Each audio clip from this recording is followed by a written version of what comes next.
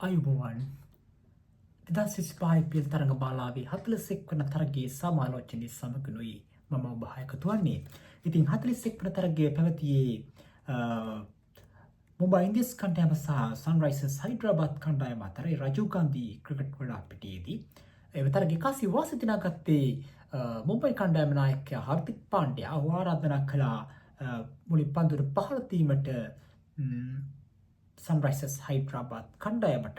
ඒ අනුව සන්රයිසර්ස් හයිඩ්‍රාබාද් කණ්ඩායමේ ආරම්භක පිතිකරුවා යුගලෙල් සිං ක්‍රීඩාපිටියට පැමිණි ට්‍රැවිස් හෙඩ් සමගින් අභිෂේක් ශර්මා කෙසේ නමුත් අවසනාවන්ත ආරම්භයක් ලබා ගත්තේ සන්රයිසර්ස් කණ්ඩායම මෙම තරගයේදී ට්‍රැවිස් හෙඩ් ලකුණු නොලබාම ක්‍රීඩාපිටින් ඉවත් වුණා. අභිෂේක් ශර්මා ලකුණු 8කට දැවී ගියා.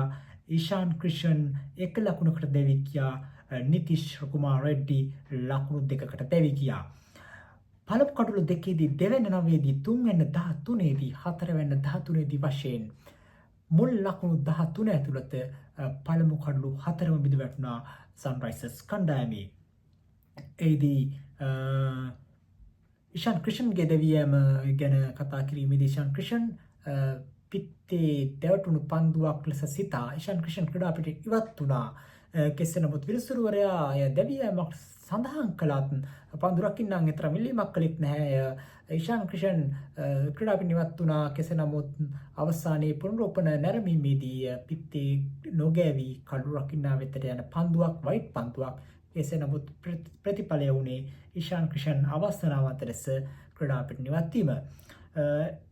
ඉංගලතුරුව පස්වන කඩුල්ල බිඳ වැටුණා 35දී පස්වන කඩුල්ල 35දී අන්කිට් වෙර්මා දෙවික්යා ලකුණු ලබා ගත්තේ 12ක් පමණයි. ඉංගලතුරුව ක්‍රීඩාපිටිය එකතුනේ අභිනව් මනෝහාර් ඒ කලිසන් සමගින් එක්ක හොඳ සාර්ථක සම්බන්ධතාවයක් ගොඩනැගුවා සන්රයිසර්ස් කණ්ඩායම වෙනුවෙන්. එහිදී කලිසන් ලකුණු 71යි අභිනව් මනෝහාර් ලකුණු 43යි. එහිදී ඔවුන් 6 වන කඩුල්ල බිඳ වැටුණ 134 දී ලකුණු 99ක සම්බන්ධතාවයක් ගොඩනැගුවා 6 වන කඩුල්ල වෙනුවෙන්. ඉංගලතුරු ක්‍රීඩාපිටිය එකතුනේ පැට් කමින්ස් ලකුණු 1කට දැවී ගියා. හර්ෂා පටෙල් නොදෙවි 1 ලකුණක් ලබා ගත්තා. ආතරයක ලකුණු 4 සමගින් මුල් ලකුණු 143 ලබා ගත්තේ පන්දු 20 තුලදී කඩුවටත් දැවී ගියා. ඔවුන්ගේ දාන ලකුණු ලබා ගැනීමේ වේගය සතහන් වුණේ 7.5ක් ලෙසින්. පන්දු යැවීමෙන් සාර්ථක ප්‍රතිඵලත් ගත්තේ ට්‍රෙන්ට් බෝල්ට්. ඔහු පන්දු 4යි ලකුණු 26කට කඩලු 4ක් ලබා ගත්තා. ඊට අමතරව දීපක් චාහර් කඩලු 2ක් ලබා ගත්තා. පන්දු 4 තුළ ලකුණු 12ක් පමණ ලබා දුන්නේ ලකුණු 12යි සාමාන්‍ය ලකුණු 3ක් සඳහන් කර රඳවා ගනිමින්. මිචෙල් සෑන්ට්නර් පන්දු 4 ලකුණු 19 කඩලු නැහැ. හර්දික් පාණ්ඩ්‍යා පන්දු 3 ලකුණු 31ක් කඩලුයි. ජස්ප්‍රීත් බුම්රා ප්‍රහාරයකට ලකුණු පන්දු 4 තුළ ලකුණු 39ක් ලබා දුන්නා. 1 කඩුල්ලක් ලබා ගත්තා. ඔවුන්ට ලැබුණු ඉලක්කය මුම්බයි කණ්ඩායමට 144ක ඉලක්කයක්. 144ක ඉලක්කයක් හමා යාමට ක්‍රීඩාපිටියට පැමිණියේ රයන් රිකල්ටන් සමගින් රෝහිත් ශර්මා. එෙහිදී රයන් රිකල්ටන් ලකුණු 11කට දැවී ගියා.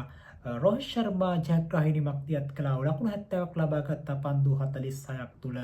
පසුගිය කාලයේ තරම් සාර්ථකුනේ නැහැ රෝහිත් ශර්මා ක්‍රිකට් පිටියේ පිතිකරුවෙකු ලෙසින්.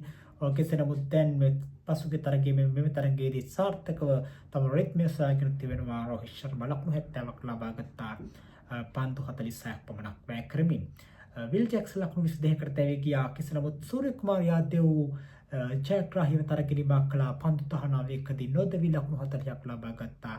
තිලක් වර්මා නොදෙවි ලකුණු 2යි. පන්දු 15 පන්දු 4ක් තුලදී මුම්බයි කණ්ඩායම හමා ගියා 143ක ඉලක්කය. ඔවුන් ලකුණු 146ක් ලබා ගත්තා. ලකුණු 9.3යි එකක වේගයක් සමගින්. ප්‍රථම කඩුල බිඳ වැටුනේ 13දී. දෙවැන්න 77 දී තුන්වැන්න 130 දී බිඳ වැටුණත් පන්දු යැමෙන් සාර්ථක ප්‍රතිඵලත් කරගත්තේ යාදෙවුනාකට 1 කඩුලක් ලබා ගත්තා. ෂන් මාලින්ගේ කඩුලයි ශිහාන් අන්සාරි 1 කඩුලක් ලබා ගත්තා. සෙසු පන්දු වන්නට කඩු ලබා ගැනීමට හැකියාවක් ලැබුණේ නැහැ. පැට් කමින්ස් පන්දු 3 ලකුණු 31ක් ලබා දුන්නා. යති වුණ කටෙක් කඩුලක් ලබා ගත්ත පන්දු අර්ථන තුරුති ලකුණු 25ක් පමණක් ලබා දෙමින් හර්ෂා පටෙල් පන්දු අර්ථන ලකුණු 21ක් ලබා දුන්නා. එෂාන් මාලිංග පන්දු අර්ථන ලකුණු 33ක් ලබා දුන්නා. ශිහාන් අන්සාරි පන්දු අර්ථන පන්දු 4ක් තුල ලකුණු 36ක් ලබා දෙමින් එක් ගෝලක් ලබා ගත්තා. ඉතින් මේ ආකාරයට තමයි තරගය අවසන් වුණේ. මුම්බයි කණ්ඩායම පහසුවෙන්ම තරගය ජයගත්තා. සන්රයිසර්ස් කණ්ඩායම පරාජයට පත් කරමින් 41 වන තරගයේ ජය සමග මුම්බයි කණ්ඩායම ප්‍රසාද ලකුණු සටහනේ තාමත්ම ඉදිරියට පැමිණියා. සන්රයිසර්ස් කණ්ඩායම පහතට දම්මින්. ඉතින් 42 වන තරගයේ සමාලෝචන සමගින් අපි හමු වෙමු. එතෙක් ඔබට ජයග්‍රාහී දවසක් වේවා.